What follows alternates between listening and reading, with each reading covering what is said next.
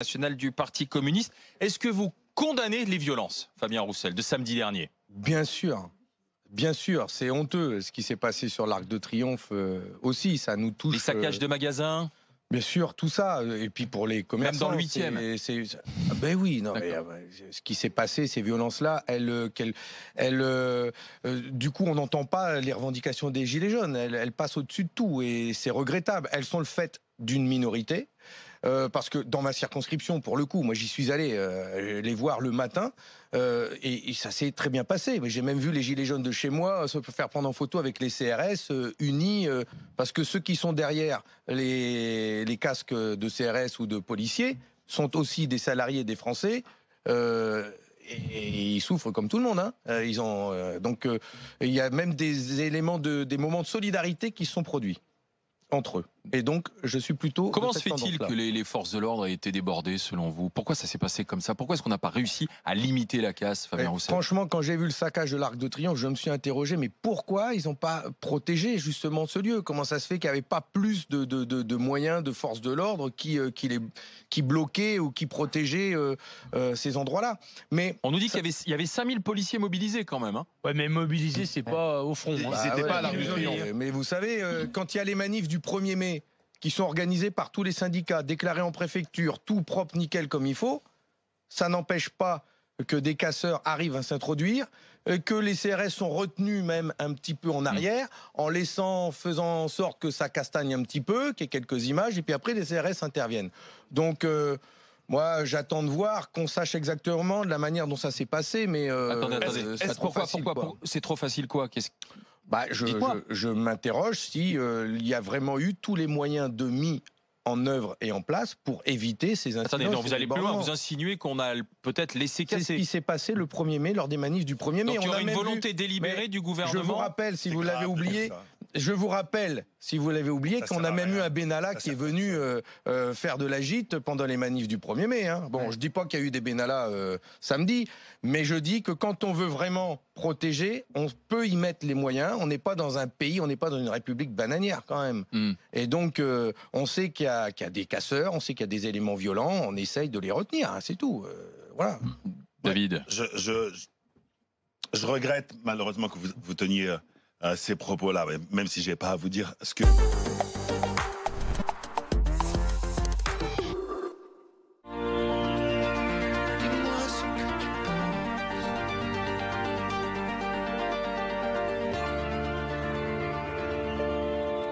This is my Paris. Follow me. Mon Paris, le parfum féminin, Yves Saint Laurent. Un petit peu périlleuse comme celle que vous venez de prendre là. Donc, quelle est la vision du Parti communiste aujourd'hui qui soit singulière, différente de celle portée par les Gilets jaunes, à laquelle j'ai le sentiment que vous essayez de vous greffer, et à celle portée par la France insoumise? D'abord, le Parti communiste, c'est pas la France insoumise. Et Roussel, c'est pas Mélenchon. Donc c'est pas pareil. Ça, je vous remercie de me le faire remarquer. Donc, mais non, mais sinon on serait dans la même force politique. Nous sommes des forces politiques différentes. Quelles sont les différences? Je ne pense pas qu'aujourd'hui la priorité ce soit la destitution du président de la République. La priorité, c'est d'augmenter les salaires, d'augmenter les pensions, de restaurer les services publics. Enfin, ce qui demande les gens, c'est d'abord. Ce qui demande d'abord les gens, c'est qu'on réponde à leurs revendications. Donc moi, j'appelle pas aujourd'hui à la dissolution de l'Assemblée nationale. Mais quelle est votre vision? Et ensuite, je ne suis pas le porte-parole des Gilets jaunes. Je suis un député représentant d'une circonscription ouvrière et je défends le pouvoir d'achat des gens de chez moi. Et en tant que député, je suis interpellé aujourd'hui par les Gilets jaunes qui m'ont envoyé un cahier de revendications qu'il se trouve que je partage. Donc je vais le relayer au sein de l'Assemblée nationale. Le pire serait qu'aujourd'hui, on reprenne nos travaux à l'Assemblée nationale, nous les députés, et qu'on fasse comme si de rien n'était. Alors justement, c'est incroyable. Justement, Fabien Roussel, demande à ce qu'on remette tout à plat. Il faut rebondir là-dessus parce qu'il faut pas partir. Non, mais il y a un débat à l'Assemblée nationale mercredi et jeudi, ça a été confirmé par Matignon. Qu'attendez-vous de ce débat? D'abord que le gouvernement, j'espère que le Premier ministre va quand même nous annoncer que ça va bouger. Parce que jusqu'à aujourd'hui, il dit on maintient le cap, on maintient les taxes, on bougera pas le SMIC. J'ai posé ces questions-là, il a dit je n'augmenterai pas le SMIC, c'est niet, on bouge pas. Des mesures sont annoncées.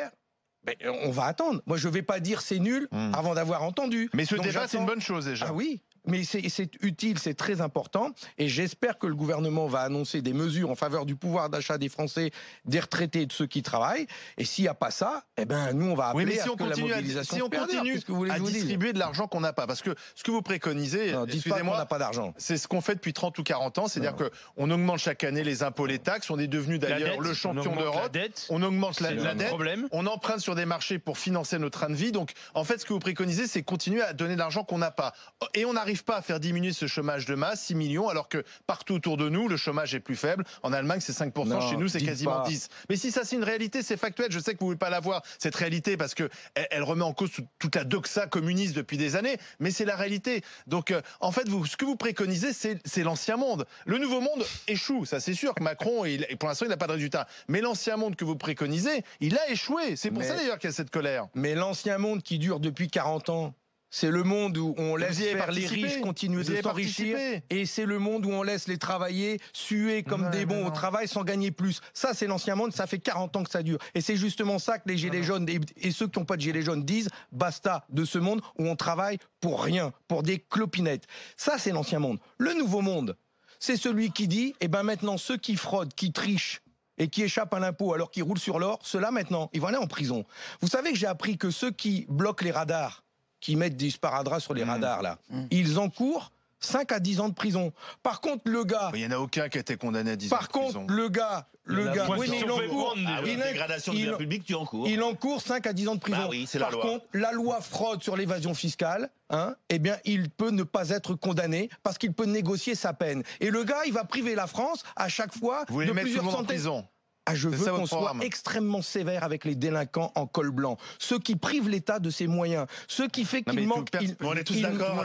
Mais tout le monde est d'accord, mais il n'y a personne qui le fait. Ma question, tout le monde est d'accord, mais il n'y a personne qui le fait. Et donc, on continue à faire de l'évasion fiscale. Comment accepter qu'en Europe, le Luxembourg permettent à des sociétés qui travaillent en France de dégager leurs bénéfices là-bas et qu'ils payent 5 à 10% allez le dire au Luxembourg, c'est leur politique. C'est un pays souverain. C'est surtout la politique de l'Union européenne. Mais le Luxembourg a le droit d'avoir sa fiscalité. Pourquoi tous les pays devraient s'aligner sur la fiscalité française? Ça s'appelle un paradis fiscal.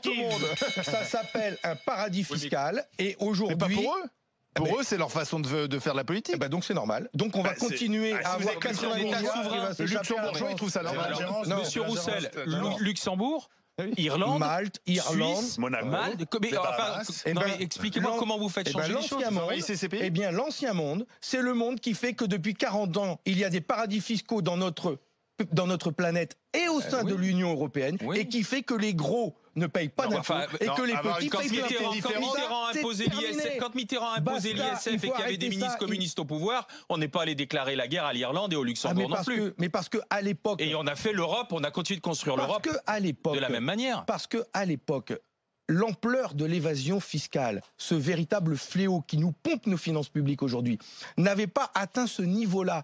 Mais depuis qu'on a libéralisé totalement l'économie, depuis que la finance est entièrement globalisée, le capital 57% peut circuler partout sans payer d'impôts. On n'est pas dans un pays libéral, 57% de dépenses publiques. On peut pas dire que c'est un pays libéral.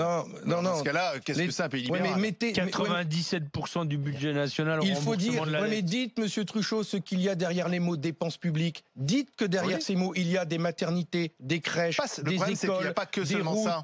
Mais c'est quand même beaucoup ça. C'est des instituteurs, des infirmières, la masse globale, des médecins.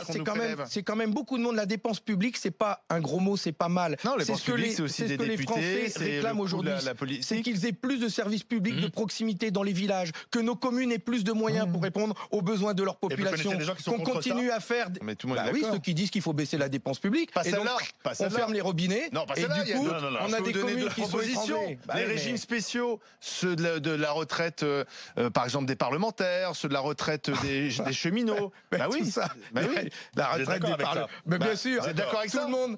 Mais je demande à ce que les parlementaires soient au même niveau que les Français. Pas de problème là-dessus. Alors là, surtout les communistes qui reversent leurs émoluments. Je peux te dire. Au parti. Nous, on ne peut pas être pris là-dessus. Nous, on n'est pas élus pour s'enrichir. Nous. Les autres, vous pouvez leur poser la question. Alors, oui, bonjour monsieur. Alors moi, ce que je voudrais vous dire, je suis pas du tout convaincu par l'augmentation du SMIC, parce que je suis convaincu que la vraie problématique de fond, c'est la crise immobilière qui pénalise les familles modestes et la classe moyenne.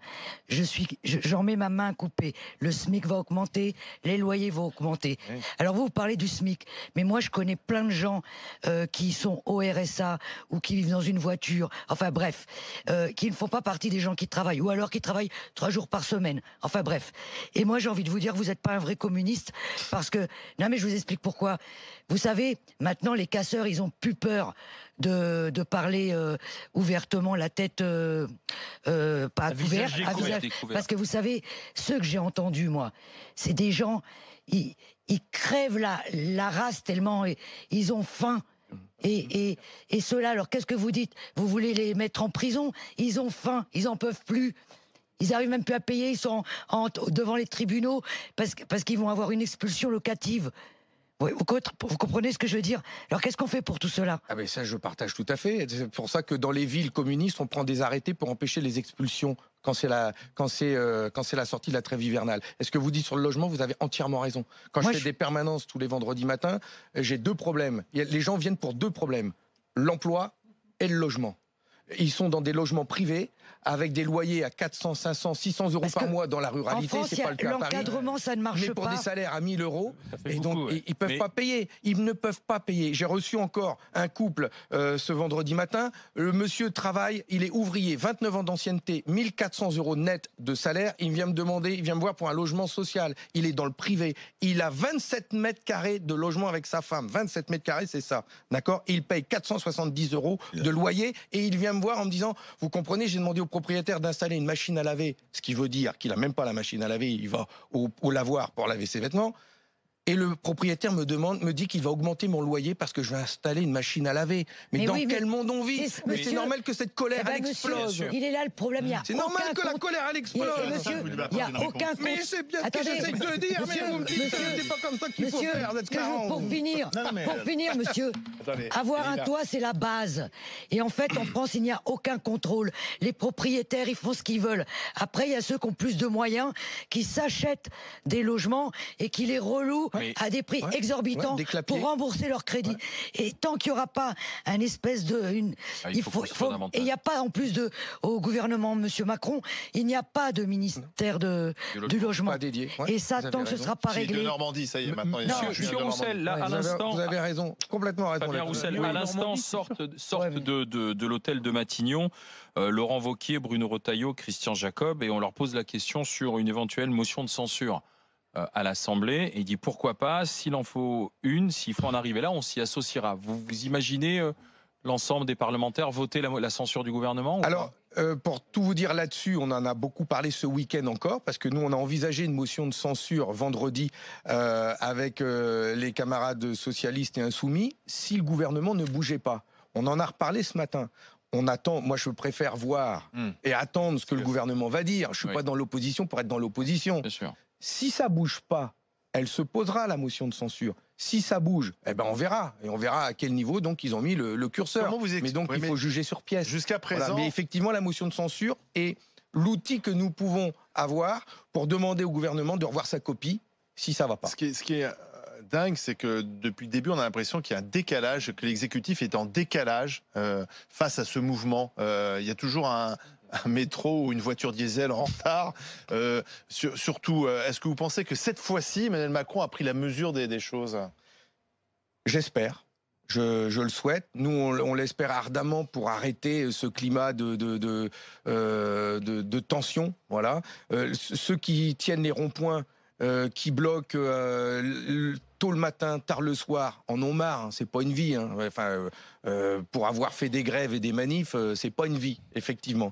Et donc, faut que ça s'arrête au plus vite. Mais il faut surtout que le président de la République réponde au plus vite aux questions qui sont posées par les Français. Et vous la avez question le du pouvoir d'achat. Ils ont pris conscience. Moi, quand j'écoute Monsieur Castaner nous dire on n'a pas été bon en communication sur notre plan environnement. Ouais, surtout, pas sûr qu'ils ont pris conscience de l'ampleur du phénomène. Surtout le président de la République, si lui, il n'est pas bon en communication, lui qui a fait la une des magazines, en veux-tu, en voilà, pour se faire élire avec madame, s'il n'est pas bon en communication, celui-là, faudra qu'il me la refasse. Hein. C'est pas l'excuse qu'il peut utiliser. Merci Fabien Roussel, numéro 1 du Parti communiste. Merci d'être... Un petit peu l'accent quand il s'énerve, t'as vu hein. Un petit peu l'accent schnorr quand il s'énerve. N'empêche qu'ils en ont choisi un bon. Hein. Ouais. Merci Monsieur Roussel, merci d'être passé par le grand oral des GG. On enchaîne avec le GG et vous, s'il vous plaît. RMC, les